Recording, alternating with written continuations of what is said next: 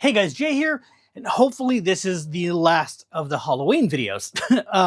I was not expecting to do this one, but I need content up until a convention and whatever. Anyway, so in the previous videos for this costume, I showed you how to do the blood splatter on that and how to alter the mask that I got, as well as there's two other props over here that I showed you in the videos after that. So that's the two previous videos before this one. And in this one, I forgot that I had this and then remembered like a few days back and was like, oh yeah, I have a plastic axe that I've meant to do this for. I've been planning this video for like 3 years or more. When I did the video that had, it was when I did these things where I did the three things you could do at Halloween and the convention. So they were Halloween-esque.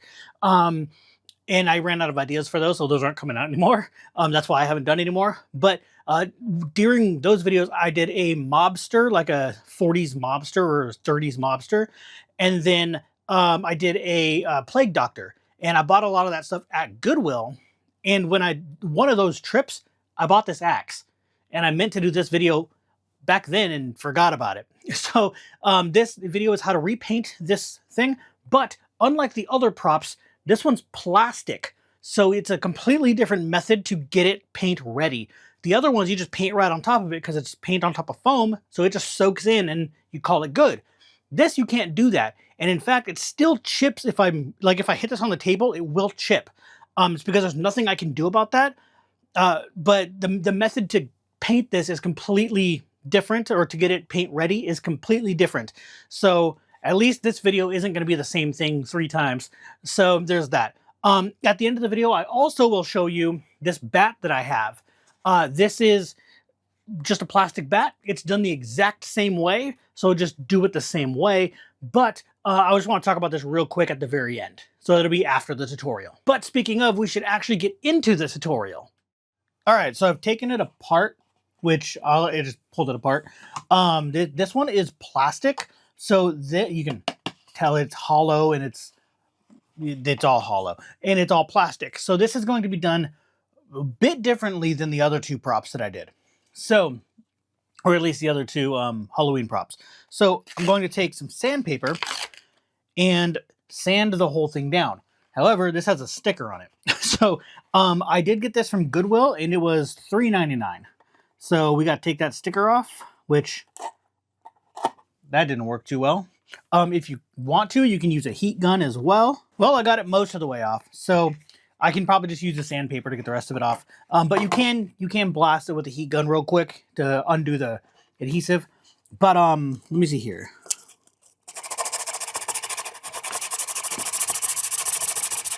Yeah, that gets it off. So what I'm gonna do is sand the entire thing. Now, there is a bunch of text right here. Oh, this is a Jason Voorhees thing.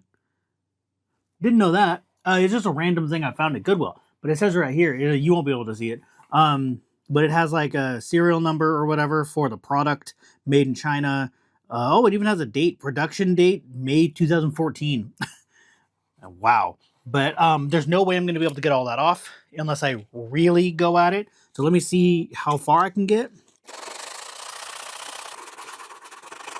I may be able to go over that with the Dremel. Let me just try that real quick. So I have my Dremel here. This is a wireless Dremel. And I have a bullet-shaped grinding stone on there. And this one's a little worn down, but I'm going to see how well that works at getting this off. Because honestly, I could just make this the blood side and cover it. But, and I got to get the rest of this sanded down anyway. So I'm going to do this first and see if that takes that off. If not, then I'm not going to worry about it. Well, it's certainly loud, that's for sure. Oh, there's a crack in this. Oh, well. I wonder if that's when I took the thing out. Oh, well. It'll make it easier to get back on. Yeah, I'm just going to not worry about that then. That is very, very high-pitched and loud. And I'm going to really not be happy with that. The entire thing is raised, too. So there's no way. I'm not going to even bother. So I'm just going to sand it as much as I can and call it good. Okay, it's much better than it was, but it's whatever.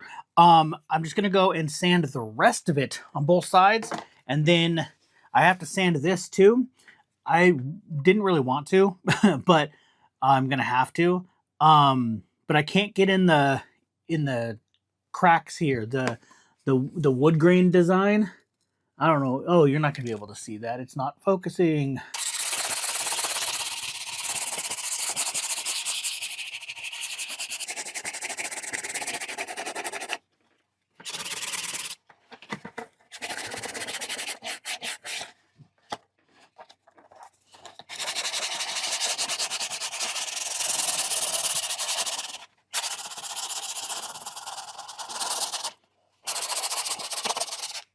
Oh, there's more words on this side. Oh, crap.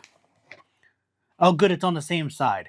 So, yeah, that side is definitely going to be the blood side. Then I'm just going to cover that with thick blood. I don't know why they do that. Like, put that somewhere on the handle where you're going to hold it or something so you can't see it. Whatever.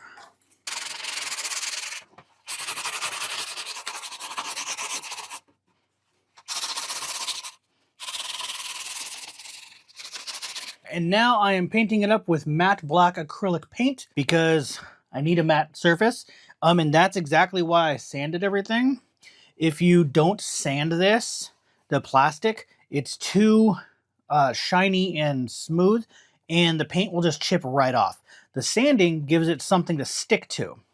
So that's why you want to do that. And I'm using matte black as a base here because that's just the color I want as the base. You can use whatever you want, but black looks the best when you make it try to look silver or something like that. It gives it a more metallic look, so that's why I'm doing that. And also that's why I didn't paint the other ones, because they weren't plastic, they were foam. So the last two that I did, sanding wouldn't have really done much. So honestly, sanding would have just ripped up the paint job that was already on it, so it wouldn't have really mattered. So, yeah, I'm just going to go over the whole thing and paint it. So just like that. And then I'm going to set this one off to the side and paint the handle. Now for this, I'm trying to get this paint inside all those details that I couldn't sand. It's not going to stick as well as I want it to, but inside the details isn't going to come out. So that's not what's going to get hit or touched. So it won't really matter. But I also don't want to overdo the black that's on here. So I'm going to press a little harder. Like, you can probably see how hard I'm pressing this. I'm pressing it as far down as it can go without like damaging it. And that is so when I go across it, anything that's pooling up in there will get pulled out and stretched along the rest of it, really. That way there's no pooling going on in there, like right there. So I'm trying to feather that out and get that pooling out of there so that you can still see that that's a lower spot. Because when I go over this again with brown, that will leave the black in there, but I'm going to dry brush brown over the top of this, well, probably this way. And I'm just going to do it very carefully so that I don't get it inside where that black is. And that way you have color variation. So you have the black being darker so you can see the details. You can see the wood grain while it's still brown on the outside. So that's what I'm doing. Moving on to the next step, I'm zoomed in so that hopefully you can see this better. But it is on, the handle is on pieces of foam here as well as the other end so that it's not on the table, because the table loves to scratch things up because it's rough. And this foam will stop that from happening, so paint won't chip or anything. And the sanding didn't do as much as I hoped it would, so I have to be careful. But as long as I don't rough this up too much, it won't be a problem. But what I'm going to do now is I have, which color is this? I believe it's this one. It is chestnut brown. It's not focusing, whatever. But yes, chestnut brown. I do have this brown oxide, which, oh, there we go. You can kind of see it. I was going to use that, but that's a little too dark. I don't think it matters. So I'm going to be using the chestnut, and I have it in the little thingy that I've been using, as well as I have this paper towel, this set of paper towels here. So what I'm doing is dry brushing. And honestly, I might use the bigger brush. So I'm gonna dip it in here. Let's just zoom out first. I'm gonna dip it in you can see at the top of the screen here. And then it gets a little bit on it, and then I'm gonna dab a lot of that off, and then very lightly paint onto the black here. And I'm going to be selective about this. I also need to do it like super, super light, because I don't want it to get into the detail lines, because if I get it in there, then those won't be black anymore. And you really want to go in the direction of the grain here, because if going side by side, going sideways like that, you can see where I went side to side, and it's ugly looking. So I'm going to go over a lot of that again.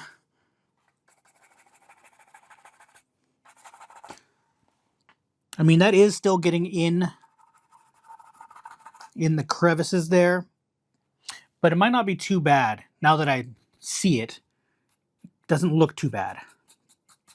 Luckily, this isn't supposed to look rotted and old. It's just supposed to look like a piece of wood.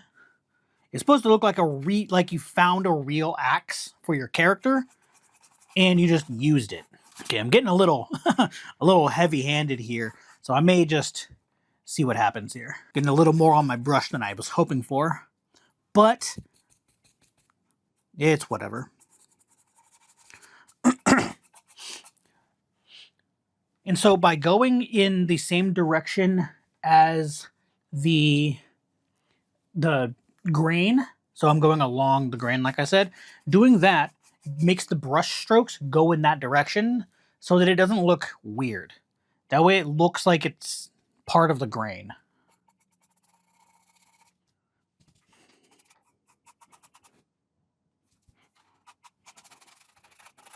All right, so as you can, I don't know if you can even tell very well. There we go. So now it's starting to look like wood color. So I still have a bunch left to do down here and then the entire other side. I will do that off camera, and then I will move on to the blade. But you can basically see what I'm doing. I'm going to continue this off camera, and then, ooh, I really like that. This area where it's cut up here,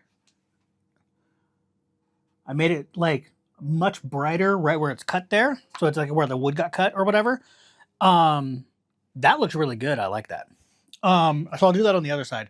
I'm going to do that at the bottom too, at the very bottom of it, because it's supposed to be where it's cut off, and so it would lighten up there too. So yeah, just do this just like this, and then just whatever you want it to look like, just do that. Okay, so I realized something. I don't know why I'm so worried about how good this looks, because most of this is going to be covered. I forgot. I was going to put a wrap on it. If you're going to be using it to kill, you may want to have it's a little bit better of a grip. So I was going to wrap it in like ace bandage or something and then weather that. I totally forgot. So it doesn't matter what it looks like. It just matters what the ends look like. So whatever. But I am done, and it's basically dry. And it's really hard to see. I have to like point these lights at it and stuff, and I have my phone on me. Let's see if I can use that light. Not really well, but yeah, you can see that it's got the wood green effect and color. And then at the end here, I made it lighter, like I said. I did it on both sides, and I kind of feathered it up going up. The light is kind of not doing it justice, but yeah. And it's probably not focusing very well because this camera kind of sucks at focusing. But yeah, so it's in person to my eye, this looks fine. So, and it's completely dry. So, and I literally finished, I finished, put the brush down, turned this on, and started talking to you guys, and it's already completely dry. That's how fast dry brushing works. So that's how fast it dries. So that's good. I'm not going to worry about the top yet. I did paint it black, but I may just hit that with some brown. Oh, not yet. that has to get pushed through the things over here. That has to get pushed through the head. So that's going to get ruined anyway, so I'm going to have to repaint that. So, and I may have to repaint the bottom of the head as well. So there's that. For the same reason. And now we're going to move on to the head actually. So while I have the camera running, I might as well talk about this too. So this is another type of dry brushing. But what I'm doing is I did this on the paint job for the last one that I did before this, which was a saw blade in a piece of wood. And that was all foam, so it works a lot better. But I did this exact same paint job. So I'm doing the exact same thing. So what I do is I get off a crap ton so nothing is coming off of there. And then I'm scrubbing it onto the black. And now you can see that there, that little shine there. It's just very, very slightly silver. That's what I want. It makes it have like an iron look to it. And that's what I wanted it to have. So I'm going to do that over the entire face. So every so often I'm going to keep doing that. And then when I see that it's not coming off anymore, that's when I know I can start doing this. So what I'm doing with the brush after all of this is I'm pressing down, like actually pretty decently hard, and then I'm scrubbing. Oh, there we go. Get a little bit more on there and it shows up a little better. And I'm scrubbing it on.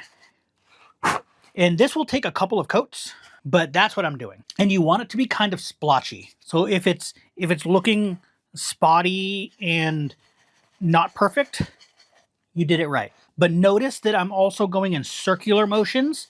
This makes it so that there's no brush strokes. That's the only reason. Because you can just scrape it across, but you'll have all these brush marks. If you want a brushed silver look, do that.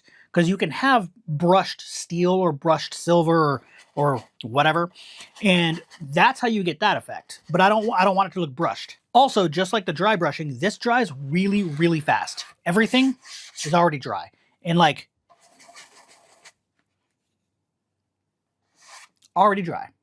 So yeah, because there's almost nothing going on here. Also, it's good to know that if you have bright lights like I do, I know it's kind of hard for you to see here because I have things like over it and everything, and they're faced in a way so that I can see them kind of better than the camera can. But I can see it really well in our lights, and I have one literally above me.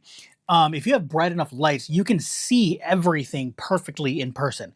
So that really helps with, I can see down here needs it. I can see right here needs it. Up here needs it. This whole side needs it. Down here.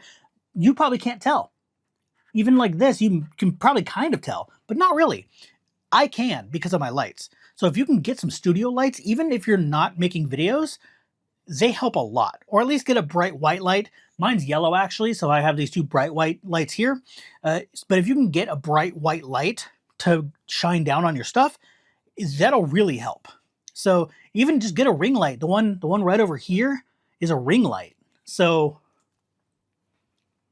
yeah, just get something like that. That's like 20 bucks and you'll thank yourself. Trust me. And you'll thank me. And there we go. It's a dirty, super dirty silver. This isn't completely dry yet, actually. I did go a little bit heavier on this side than the other side. So I can't do anything to it yet. But once it's completely dry in like 5-10 minutes, I can go over it with some red. I just have the same red I've been using. It is called Real Red by Apple Barrel. And everything I'm using, except for the silver, is Apple Barrel. And the silver is Folk Art. But you can use whatever you want. Don't follow everything I do. You don't have to. So you can go get whatever colors you want. You can go get, if you want to make yours gold, make yours gold. I don't care. If you wanted the handle to be the bare plastic because you liked that color, cool, do that. That's up to you. I'm not going to tell you how to do your prop. I'm just going to show you how I'm doing mine and just take inspiration off of that. The first thing I'm going to do is go over it with the red. This is now we're on to the exact same thing that I did in both of the other tutorial things or walkthroughs. So I'm going to be using the red here, put it in a different part of the holder. Don't need that much, but whatever. And what I'm going to do for right now, anyway, I'm not going to do the blood splatter right now. I'm doing this at night right now. It's like 10 p.m. I'm not doing it tonight, but I will come back in the morning, which will be like a couple seconds for you guys, and then do the blood splatter. But I'm just going to do this and let that dry overnight. So for what I'm going to do first, I'm going to take the red and just kind of glob it on there. And now, when I did the most previous one, the saw blade with the piece of wood in it, you know, the saw blade in the wood, I learned a new method, and that is to take a lot of the red, stick it on there, and then use a napkin to pull back. And then I just fill it back in, and now that streaking isn't brush strokes. So I like how that comes out. So I'm going to keep doing that. And for now, I'm also going to do another thing that I learned in the last video. This is a method that I have seen nobody do. I mentioned it at the end of the other video. I've seen nobody at all do this. So you get this as close as possible. You take the brush, get a whole bunch on it so that it's dripping, and then you let it drip on. Oh, you can't even see what I'm doing, man. And I did all that. All right. Here, there we go. So you're going to get it dripping and then go blam. And it does the blood drip for you. Why has nobody done this before? I've never seen anyone do this. And then if you have enough on there, you can actually start letting it get drippy and then let it drip down on its own. Why haven't I seen this? It's such a genius technique. You can control it. The blood splatter you do when you hit and splatter like I did on the other ones, it's so hard to control. You literally can't control it. And half the time I'm hitting it and it's flinging it backwards at me. Like I'm literally like doing, like I'm doing this and it's going this way. Like I don't know why it's doing that. Yeah, so I'm just going to keep doing the method that I found because it is so much better. And it goops it. It makes an actual goop, which is what I like. So then I can take and do another trail coming off of that. And then you can also set it down and then lift off of it and get another streak and a goop. What? Yeah, crazy, right? Ooh, I like that long streak I just got. That's cool. Okay, I'm going to have to wipe some of this off. It will go over the edge like that, so be careful. I'm going to do a big glob here, actually. This has got to get globbed on anyway. So, yeah, just keep doing this, and eventually you'll get a really cool-looking blood pattern going on. I may do the flicking method after the video. I don't know. I don't want to, but if I need more randomness in the back, I might do that. But I'm just going to finish all of this up and go on to the next thing. So before I get too far, actually, I let this dry overnight. It's just the next morning. I haven't even like changed or anything. I'm still, whatever. Anyway, I figured I should put the thing back together and then do the ace bandage wrap before I get too far, because I'm going to have to get some blood on this thing to make it match, kind of. So, I put it back together real quick, just put the head back on, and just as I thought, it scraped the paint off of there. So I have to repaint this thing a little bit, and then do something about it. I might do it silver, because it looks like it's a separate piece from the handle. So I might just, you know, do that silver and call that good. And then I'll put some blood on it too. But I do have to do the wrap here, so I'm going to do that right now. I'm going to use this self-adhesive Bandage. This is just some stuff I got on Amazon. I will link it in the description. Oh, I can't link this also in the description because like I said at the beginning, I got it at Goodwill. So just peel a bunch of this off. I'm going to start at the top. So I've got to figure out the best angle to make this look correct. So that should work. Okay. So this stuff is self-adhesive. So if you pull it tight like this, it will adhere to itself and not come back off. This is really hard to keep on camera, but I'm overlapping it. There we go. Now I'm getting in a rhythm here. I likely will need to do something at the top so that it stays connected to itself, but I have some thumbtacks that are kind of cool looking. That'll work right there. And then I can start slowly turning it to go up. Yeah, one layer looks, or I mean 2 layers looks like it'll work, right? There we go, just like that. That is not gonna stay.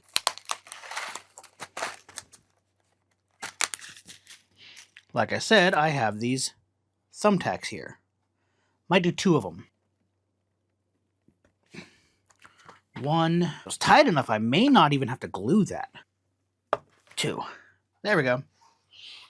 So that should hold that in place perfectly fine.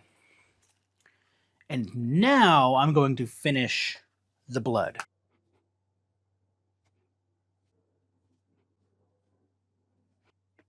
Just realized before I do all the blood on the handle, I should probably dirty that up a little bit. Let's start out with a dark color, like brown oxide here. So I'm just going to throw this in where the black was yesterday because that's all dry. And then I'm going to dry brush. Wait, I'll use the big one. I'm going to dry brush and just dab on the entire thing. So I'm going to do like, get some on there and then do that. And then just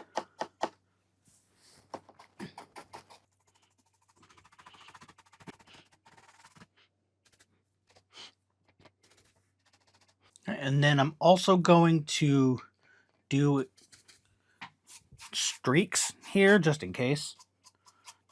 I don't know if that'll do anything, but it gets it dirtier. That's the point. All right. So now that's the dirty side and that's the clean side. You can see a huge difference.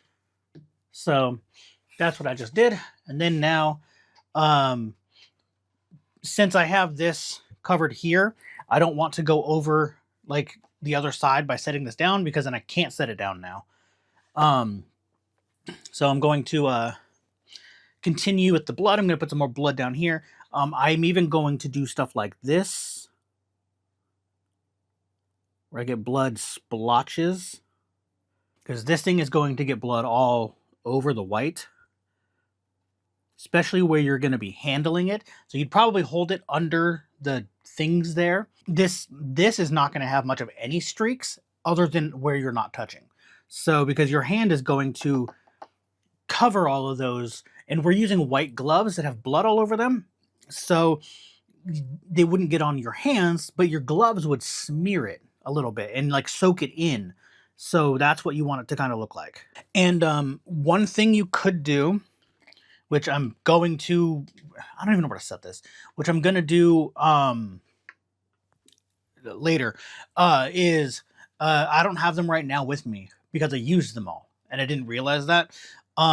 Get a sponge brush, dip it into a bunch of paint and then squish it on, and that'll give you like a goopy look. So if you want to do that. That'll give it like some real nasty looking stuff on the front there where you hit, so it looks like you actually have some substance on there. So I'm gonna do that, but I have to go buy more brushes. This looks fine the way it is. I thought I was gonna do more to it, but I guess not. I might add a couple more streaks. I thought I was gonna do the little flick method, but I don't think I need to, so that's good. I might, add some back here just to give it a little more character.